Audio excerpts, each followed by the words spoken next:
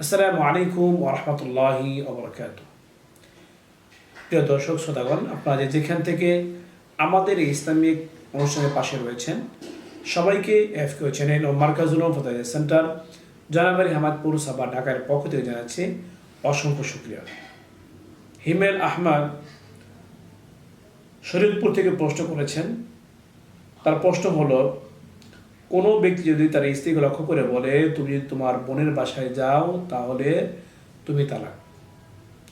এমত অবস্থায় যদি কোনো ব্যক্তির স্ত্রী তার বোনের বাড়িতে যায়, তাহলে স্ত্রীর ওপর তালাক পতিত হবে কিনা বিষয়টি জানানো অনেক খুশি হব। হিমেল আহমেদকে এই প্রশ্নটি করার জন্য অসংখ্য ধন্যবাদ। তার প্রশ্ন উত্তর হলো, যদি কোনো ব্যক্তি তার স্ত্রীকে লক্ষ্য করে বলে, সেটা রাগের বশীভূত হয়ে হোক অথবা অন্য কোনো জেদের বশীভূত হয়ে হোক অথবা যে কোনো কারণে হোক, যদি বলে যে তুমি যদি তোমার বোনের বাড়িতে যাও অথবা বাইরের বাসায় যাও অথবা তোমার বাবার বাড়িতে যাও, এভাবে যদি কোনো ব্যক্তি বলে যে গেলে তোমার উপর 1 তালাক অথবা 2 তালাক বা 3 তালাক।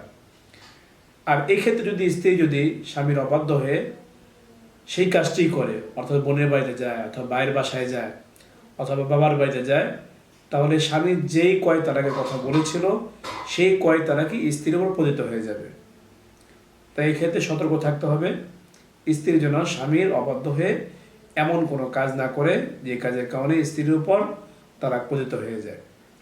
এই মাসটার রেফারেন্স উদ্ধৃতি হাওল আপনারা পাবেন ফাতোয়া বাজাজিয়া 7 নম্বর খণ্ডে 317 নম্বর পৃষ্ঠায়, আহকামুল কোরআনের 2 নম্বর খণ্ডের 199 নম্বর পৃষ্ঠায়, বেনায়া শহর হেদায়ার 6 নম্বর খণ্ডের 163 নম্বর পৃষ্ঠায়, ফাতোয়া হিন্দিয়া 2 নম্বর খণ্ডের 488 নম্বর পৃষ্ঠায়, আপকে মাসাইল এবং কাহালের 6 নম্বর খণ্ডের 629 নম্বর পৃষ্ঠায়। যে মাসে মনে করা হলো, মহানব্বুল আলমিন আমাদের সবাইকে এই মাসে আমল করার তৌফিক দান করুক। এরকম গুরুত্বপূর্ণ ইসলামিক প্রশ্ন উত্তর জানতে চাইলে এখন যারা আমাদের ইউটিউব চ্যানেলটি সাবস্ক্রাইব করেনি, সাবস্ক্রাইব করে নেবেন।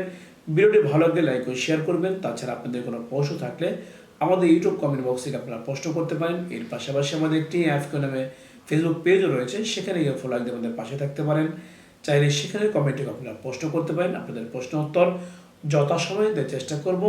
আমা তাওফীকি ইল্লা বিল্লাহ।